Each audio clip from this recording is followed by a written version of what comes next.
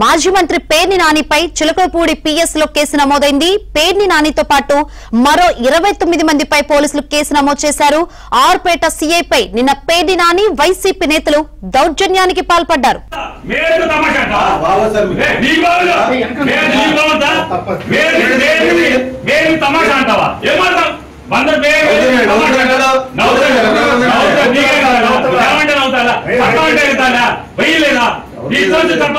తీసుకుంటారా రోజు చేయించి వస్తారా